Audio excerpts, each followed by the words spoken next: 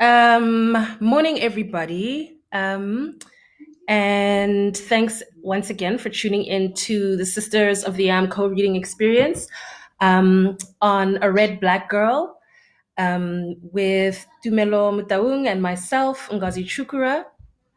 Um, I'm not sure that I'm seeing anyone online yet, um, but it's good. I think we're good to go. Dumelo's joining us on the Facebook chat. Do you want to say hi, Yeah. sis? Hi. Hi, everyone. Good morning. Welcome to day 6 in chapter 5. Yes, day 6 and chapter 5, which is growing away from addiction. Yes. I know Dumelo and I were speaking about it earlier this morning briefly, that we did already sort of touch on some of the themes that are explored in this chapter yesterday when we spoke of kind of the ways that we cope with stress, because yesterday's chapter was knowing peace, was about knowing peace and an end to stress. So we did discuss a couple of issues, ways that we cope, and ways that we try to move away from stress into a place of peace. Yes.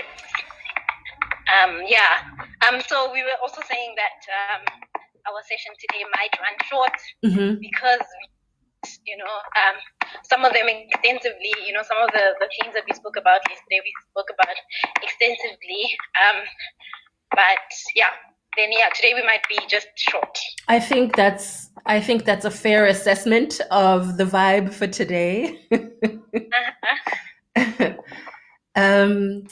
So I think, one of the things that I'd like to do, just to start, is to again quote Bell Hooks, sort of in the introductory part of the chapter, where she quotes Stanton Peele, who explains or defines addiction. And Stanton writes, addiction is not a chemical reaction. Addiction is an experience, one which grows out of an individual's routinized subjective response to something that has special meaning for him. Something, anything, that he finds so safe and reassuring that he cannot be without it.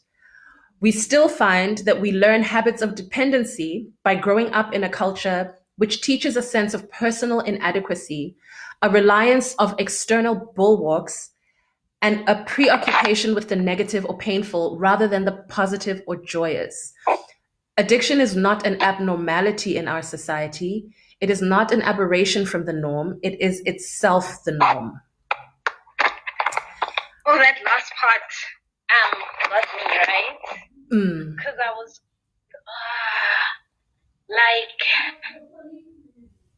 it was hard to hear. It was hard to listen to, read that, actually, that addiction is like a norm for us Black people in society. But I think it was hard because we're kind of living it right now, right? Yes. Where a lot of us don't know what to do outside, this abnormality, because we don't have access to things that we usually use to cope with our lives. Yes. So, yeah. So it's interesting as well because this morning I had a really interesting and intense conversation about which is something that I also brought back to this book, about addiction, and about addiction and about, sorry, the kids are playing in the background. Can you hear them? I can hear something. I can't hear. It's not like, it doesn't disturb me. So it's not over you. Okay, thanks a lot. Please also, if anyone, is a little bit distracted by it, please just let us know and we'll see what we can do about the playing people. But also, so we were having a conversation generally about the stress that we are under as people of color, and which is something that I think in our discussions we haven't really touched on a lot, is that the way and the reason why we are under so much stress, it's not necessarily just because of kind of our own maybe personal and interpersonal experiences, but it's also because we exist in a system, and we exist within and operate within various systems that are actually designed to oppress us, to oppress us and to cause us so much stress.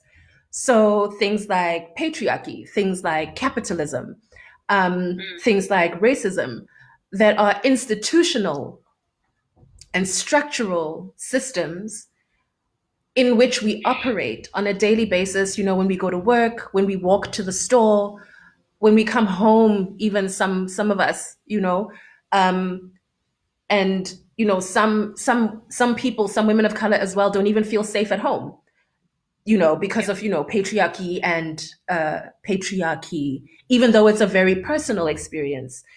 Um, and it's interesting that the ways that we use to cope with these kind of structural stressors is to try and escape the only way we kind of know how, which is in a lot of ways and a lot of times sort of unhealthy kind of coping mechanisms. Yeah. So I'm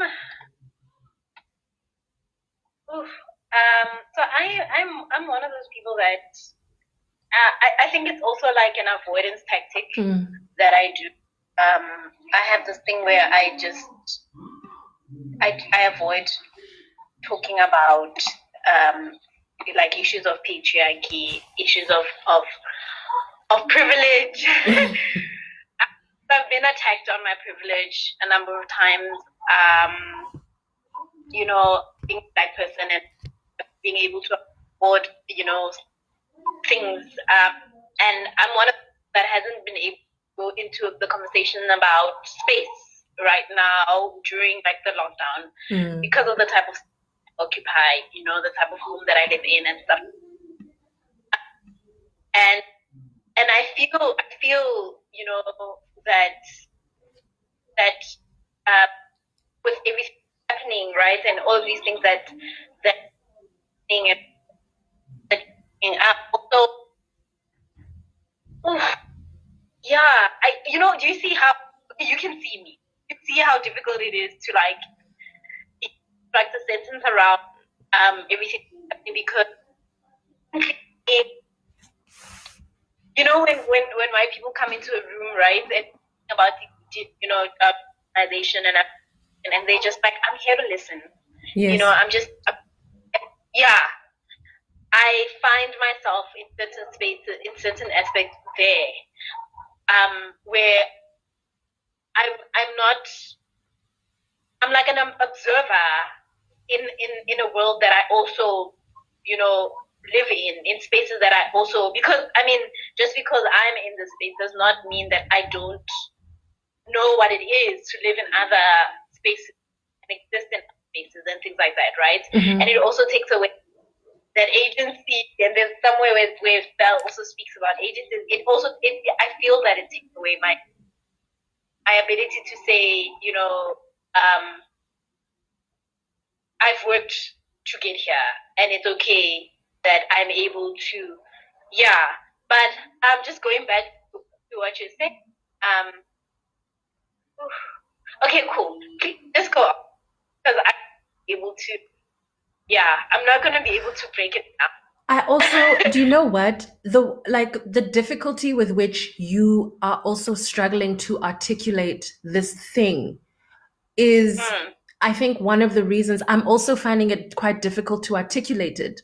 And it's one of the reasons why I thought we should maybe at least try to touch on it, or open it up as well if anyone's listening and has anything to share about it, because it is quite it's a sensitive topic for various reasons, and it's also it is quite difficult to articulate because um, I mean, for me, you spoke about like spaces where you're aware of your privilege as well, um, Mm, and how it also then becomes also difficult, and it can be also quite exhausting to be maybe the only black woman in a boardroom or the only black body in a particular space, or mm.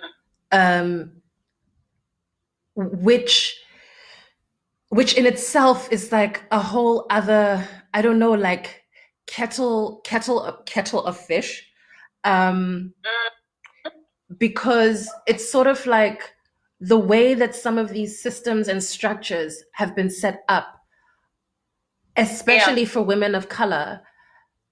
They Mm, kind of glorify, and I feel like I'm saying this for like the seventh time, like in our sessions, is that they're set up um to kind of exploit our labor, and they're set up so that we find our value in how much labor we put into things, whether it's not being able mm, to refuse assignments at work because we're overburdened, or whether it's not being yeah. able to take a break from doing housework at home, even though you may live with a partner or you may live with other members of your family. Mm, And we seem to see that our intrinsic value is in how much kind of suffering we can take, you know yeah. and like, sorry, I know I've been talking for so long. I just want to quickly read the one sentence that well, one of the sentences where Bell writes of this. She says, I want to explore the way the societal construction of black women as mammies and caretakers and our acceptance of that role makes us likely candidates for the role of codependent, enabling those around us to maintain addiction. So it's not just us who's addicted, we also um, enabling those around us to remain addicted as well. Yeah. I was actually hoping we'd get to this part far later on, right? Oh, In the sorry. introduction. And it's like 14 minutes past, and I was just like, no, she shouldn't, because I don't want to talk about this. But anyway, Yes. so when we were talking about addiction yesterday, right? Mm. We were talking about when we were talking about stress yesterday. We were talking about a lot about substance, and coping using substance, right? And I was just sitting there, and because I've never really been addicted to substances, right? So I'm sitting there, I'm just like, no, man. And I mean, we continue to talk about how this this process forces us to go within ourselves and find aspects of ourselves that we wouldn't normally explore, right? Yes. So I was thinking, and I'm just like, no, you know what? There's something that's just like that. I know that there's something that I'm addicted to. I know there's something that I do that is harmful to myself, right? But I don't know. Like, I can't put a finger on it. Sure. So I'm reading through this chapter, and then I get to this part, right, where it talks about being an enabler. It talks about it also talks about women taking care of other people and finding like solace in doing so, right? So I'm just like, oh. So, but she doesn't necessarily speak about it as that being the issue, right? She speaks about it more as like the enabling part of it being an issue, right? Yes. And then I know there's somewhere where I read that like also being like taking care of people is problematic, right? So I go back to Rob Norwood's Women Who Love Too Much, right? And the fourth chapter in her book is titled it's titled The Need to Be Needed, right? And I just wanna, if you allow me, I just wanna read from right. Please. So she said, right, we learned too young and too well how to take care of everyone but ourselves, right? Says that our needs for love, attention, nurturing, and security went unmet while we pretended to be more powerful and more up and less than we felt. And have learned to deny our own yearning to be taken care of. We grew up looking for opportunity to do what we had become so good at, right? Being preoccupied with someone else's want rather than acknowledging our own fear and pain and unmet needs. We've been grown up for so long, asking for so little, and doing so much seems too late to take our own turn, right? So we help and hope that our fear will go away.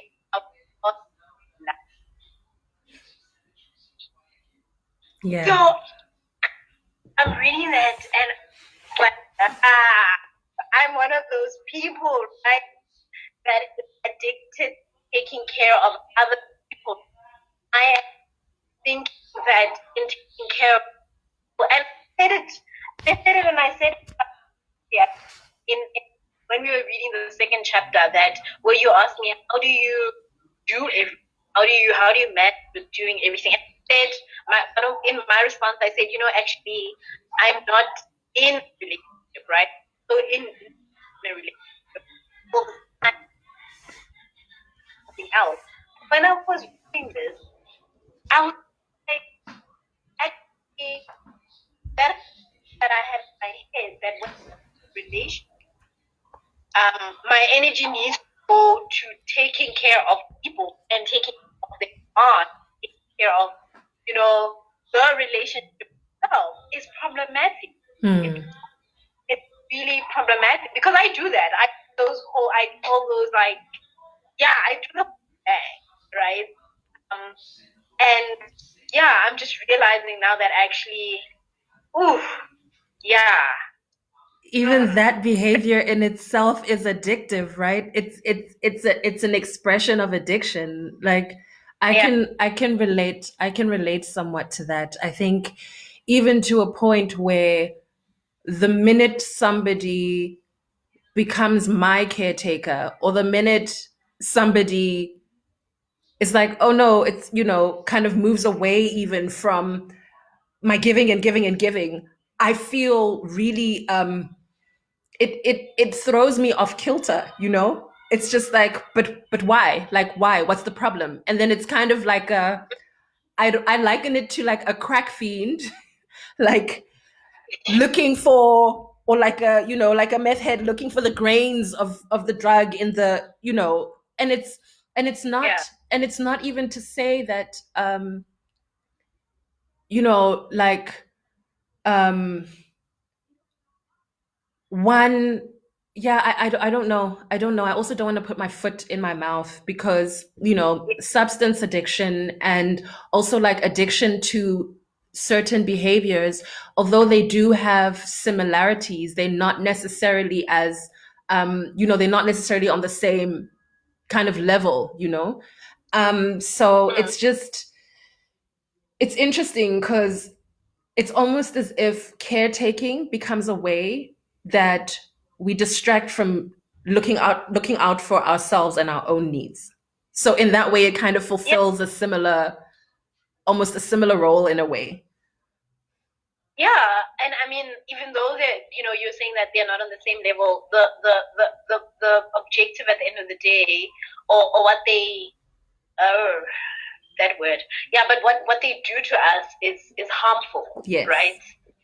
That both substance and being addicted to situations or people or relationships is substance to the self, right?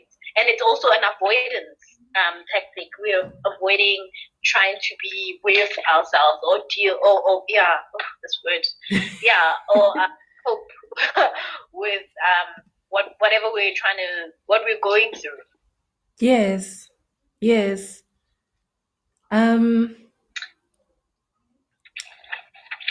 Yeah, I think that's like, to follow on from that, and I don't know whether maybe you also made these notes, because it kind of follows on from this, where Bell writes,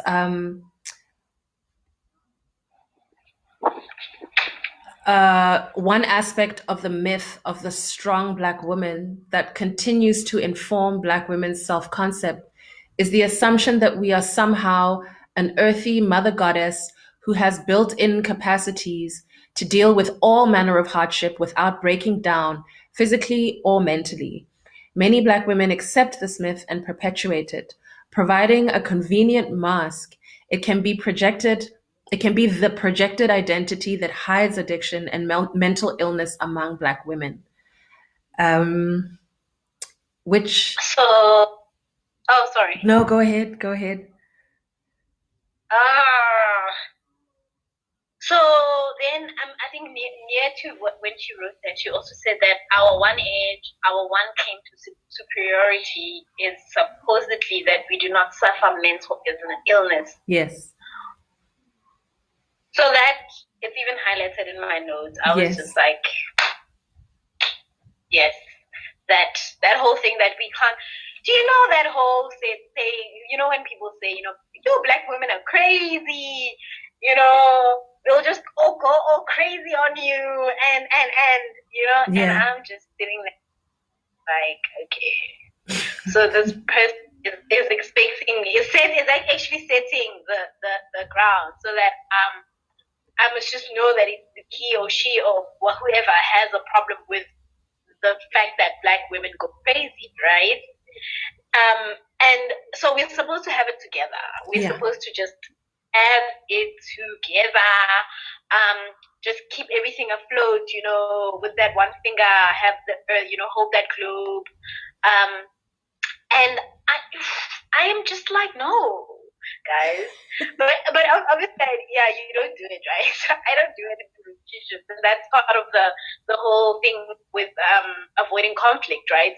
So I don't go crazy when I'm in relationships. I'm very calm. I'm just like, okay, let's deal with this conflict. Let's be rational. Let me be the philosopher that I am and rationalize this, and then let's be logical in our whatever is wrong and. But actually, inside, I'm just like, I will go crazy on you. rage. No, I'm just like, I want to scream and I want to shout and I want to just bring out whatever I'm feeling, right? But I don't because that whole impoado Yo, thing, right?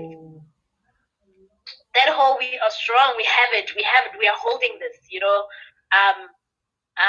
expectation is what drives us, and it's what drives a lot of our lives. And I find that so problematic.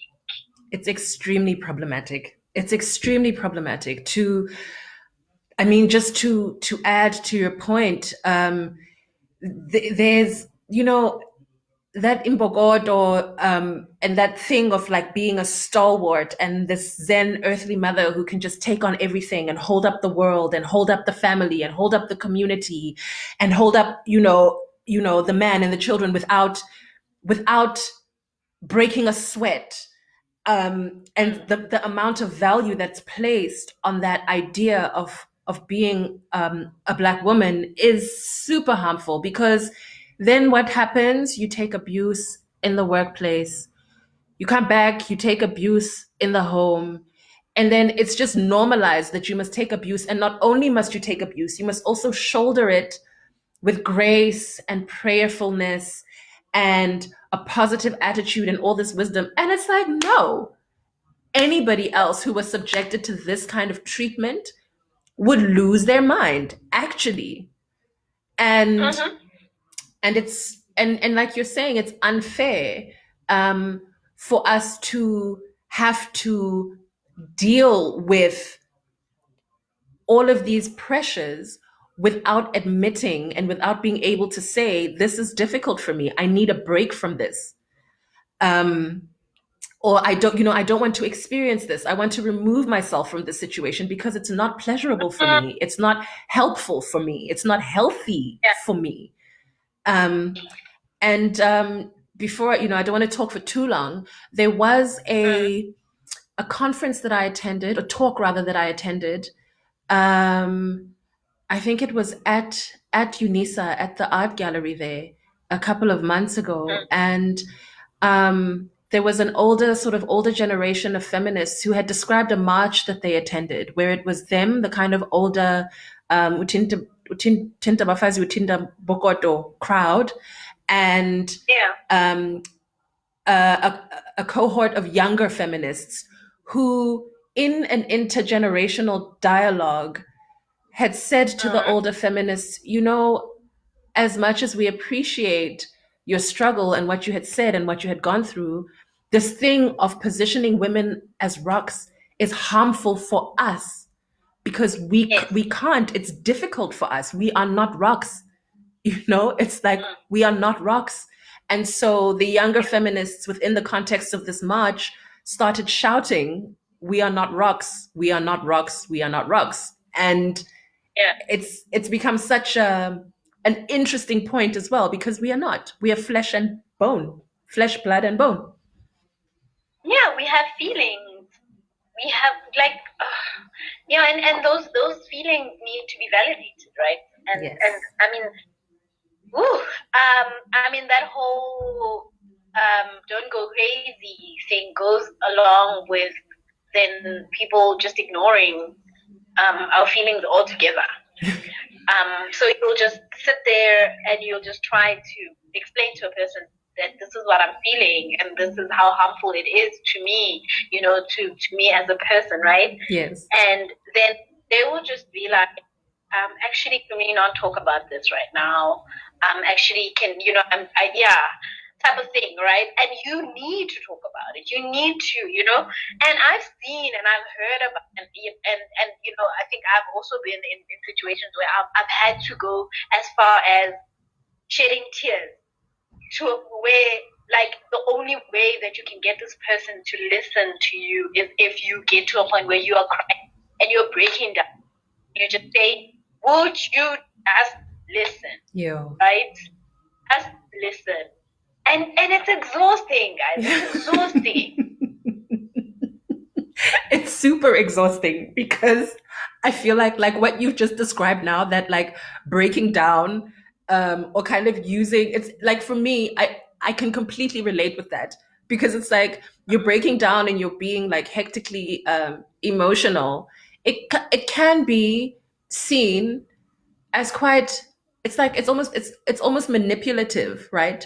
But like you're Right? saying, it's tiring. Like having to resort to manipulation is tiring Mm, for everyone involved when it could mm, easily just have gone the way of like, look, this is what I need and I'm saying what I need, and you're listening and you're mm, receptive to what I need, and you're willing to be supportive of, mm.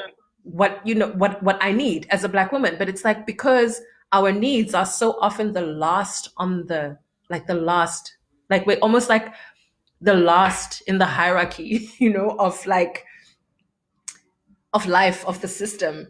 It's not even because it's like, white male, white female, black male, black female. It's like we're at the very like foundation of the entire thing, and we're holding up the entire system. It's our labor, it's Uh-huh. our intellectual capital, it's all of these things that are, all of the people are standing on top of our shoulders.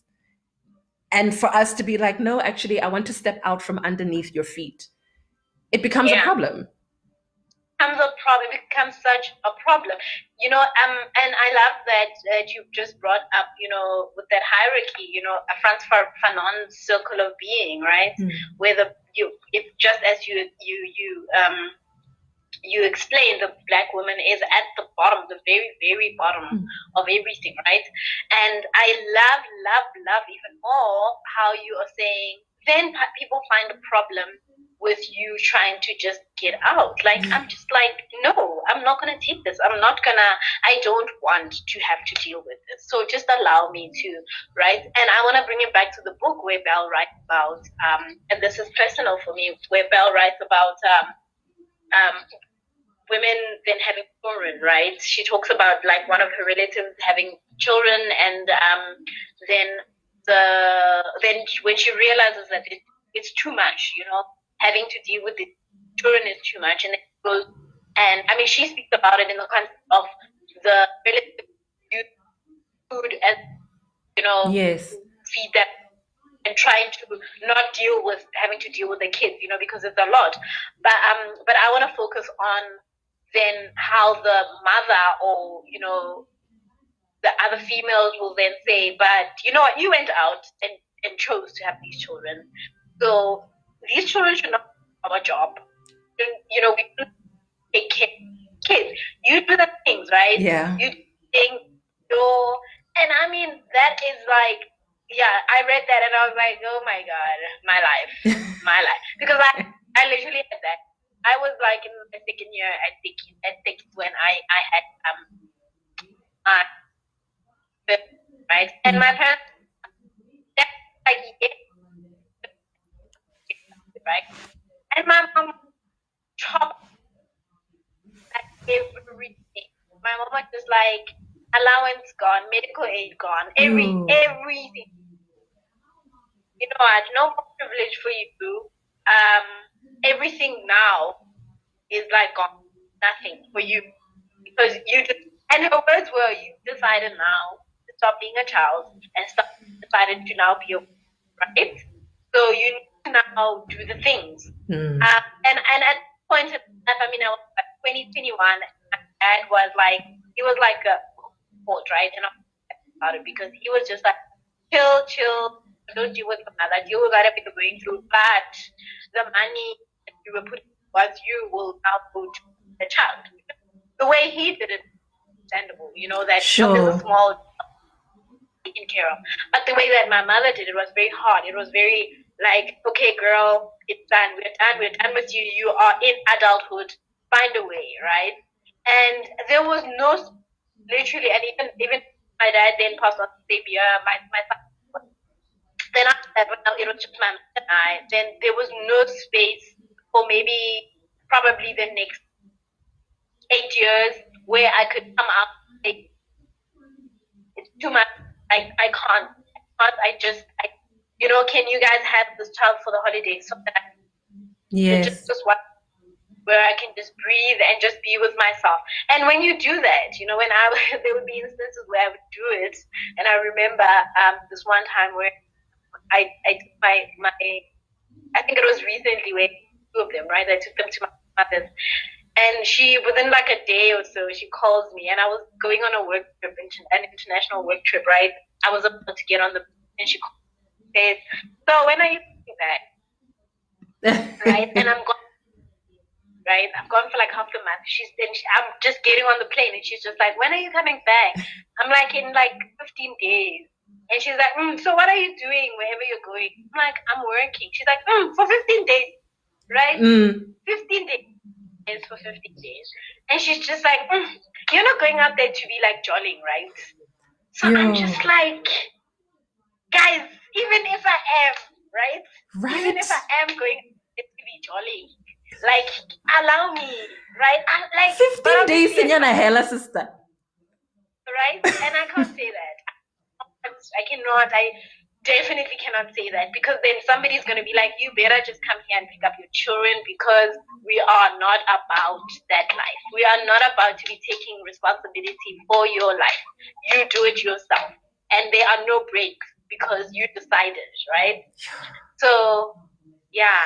Which is really interesting because, and this is possibly unrelated, so I'm taking a bit of a segue, but the way that society says that, you know, children are a blessing, it's almost as if they're saying children are a blessing only within a particular context. And so your decision to have your children, including, I mean, this is my experience also, your decision to have your children then ceases to become a blessing. It now becomes a burden and a punishment. And you're supposed to bear that burden and that punishment. And it's heavy. Like it's supposed to be heavy for you. Like parenthood is supposed to be heavy for you. It's supposed to be difficult. Being responsible for these young children is supposed to completely eradicate your life and your sense of self and your sense of sanity and security. That's what it's supposed to do, and that's what it's supposed to feel like. But it's like it's completely counterintuitive. And then what do? You drink wine. I've seen the memes. I've seen the memes Yes, of the mothers who, they're like, ha ha ha, how do you cope with your kids? You drink the wine. I know this, yes, you know? yes. We know this. Really. Um, so it's interesting. Like it's a really hectic, I think, Yeah. dynamic as well. And you know what? I mean, we're supposed to the bigger picture to this whole thing, according to our parents, is you're supposed to learn the lesson, right? Learn the lesson so you don't do what you did. And I hate when people say make, when in relation to children, when they say make the mistake. So you don't make the mistake again. I don't like that because I feel like, that's not my experience. For me, having children was not a mistake. So I don't do that whole, But I feel like the thing is, you learn that that's what they're saying. But I grew up where we had where my mother was working in a very stressful environment, and it was starting to relax together with my dad, and my grandmother was like, bring all more friends, bring them here, I want all of them here, and it was like so funny because there were like 9, 10 of us running around, and like what would be funny is that then she would call us, right? And she would call us by our parents' names. She would be like, like it would be so much, and she would forget who we are, and right, Yeah. and but it was, so that was my experience growing up. My experience with growing up is that children were the heart of the community. They were, they were jewels. Everybody wanted the kids around. Everybody looked forward to having the kids around. But then when we started having the children, well, for me, right, this experience for me, when I started having the children, instead of my mom reacting in the same way where she was just like, bring the children, she was just like, oh no way, guys, I'm like a working woman, and I have a career to take. You guys better just take care of this, and then I will take care. Right? You guys can visit, but that's it, right? Yeah, heart, that context, especially for me, it took time for me to do that. But that's how I hold this work. It to be communal. The children will, everybody, we all children, and Yes. it's not that way. It's not. It's not so much anymore. Yeah, not so much. Um, uh, yeah, I think I'm not sure if there's anything that you'd like to bring up in particular, because I mean, I'm feeling a lot like, because we spoke quite a bit about it yesterday, and we've spoken a bit, at length about addiction as well today, and kind of the behaviors we may be addicted to. Yeah, I don't know if you'd like to add anything, or add another aspect of the chapter. I think I just want to read one last part from that I got from the book, and I just want to say that it's always so interesting when you read books that mention your country, right? 80%, 90% time it's in the negative light. Because I was just like reading. Let me just read it out. So she said, Belle says in the book, I find again and again, especially underclass, the daily suffering Black folks face, only endured by mediated by a realm of pleasure, and that whatever and whenever we find a way to feel good is acceptable, right? Then further down is folks will seek out those social mechanisms that enable them to escape, that they will look for ways that numb in to experience forgiveness. Right, the part that I want to then she put brackets among Black people South Africa, alcoholism ranks high in the upper list of diseases or addiction. Yeah. So I'm just like, there we go. South Africa made it into Bell Hooks' book, but obviously negative light, right? So I feel like good. Okay, something people us in it, right? They do, but I mean, I was reading Back to Black by who wrote Back to Black, but it was like about going back to the South Africa. They get to like South Africa. Sorry, sis. Sorry, sis. Before you continue, I'm having a bit of maybe a connectivity issue because I'm starting to get a bit of kind of static when you were talking about reading Back to Black. Is it okay if you can just kind of begin again? I'm gonna see if I'm just shifting a little bit closer to a more stable connection. Does that?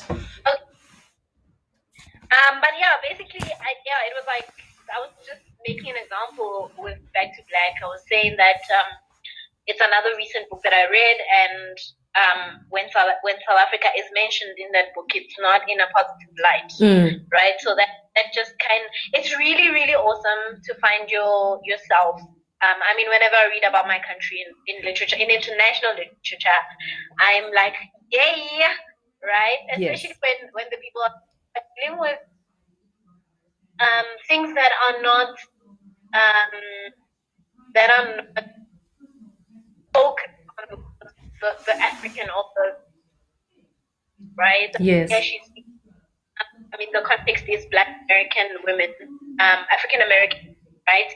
And so then, but the light in which it's shown, so it's just like, oh. Yeah, I was like, oh. Yeah, so yeah, I think that's it for me.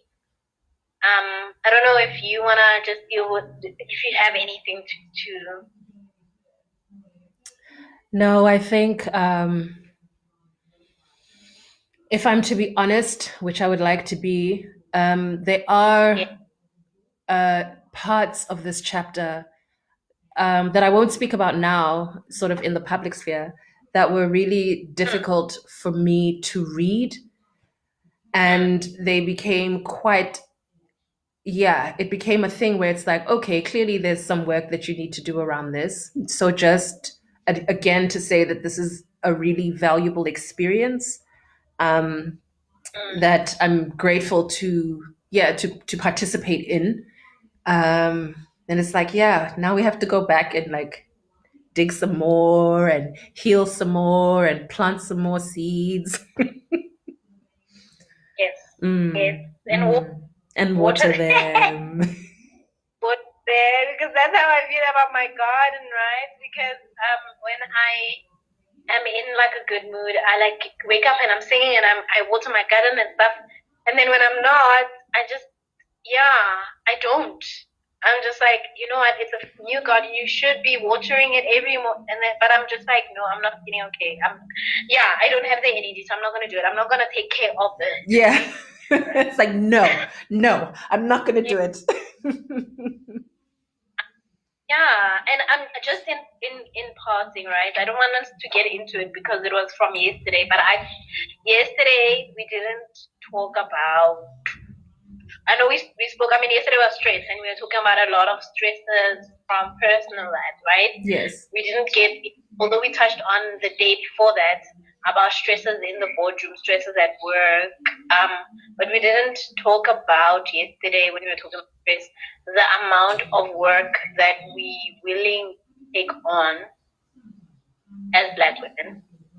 Actually, I'm lying here because we have spoken about it, even to you raised it, but that has been mind right work that we take on. And how it's just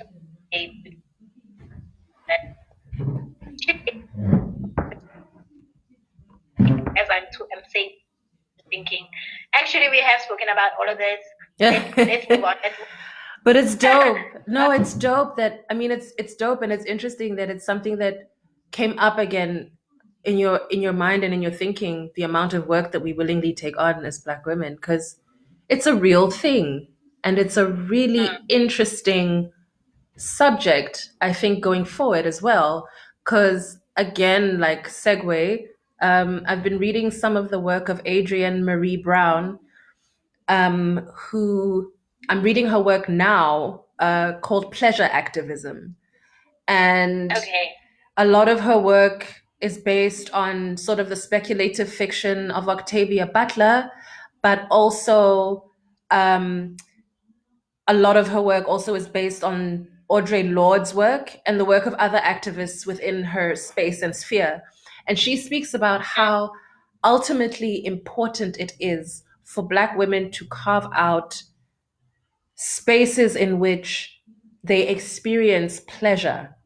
And I think this also links quite closely to the essay that we referenced yesterday, Yaha Audre Lorde, on the uses of the erotic, because again, it's like, sure, we're doing all this work, we're doing all this work, we're doing all this work, but one of the ways in which we can maybe start up a personal revolution in our own lives is to, even while we're doing this, take small steps to take a moment to do something that feels good, and feels good to you. For you. As For well, you. yourself, right? Yes, yes, yes. Yes. Yeah. So, in closing from my side, I so I, so tomorrow we're doing. I was warned this morning, right? I wasn't even aware. I was warned that tomorrow we're doing, and yeah, that's a tricky one for me. And I mentioned this in our first second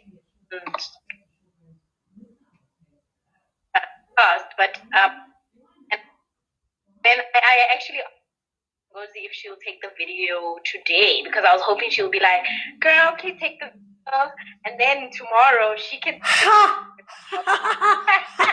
I escaped.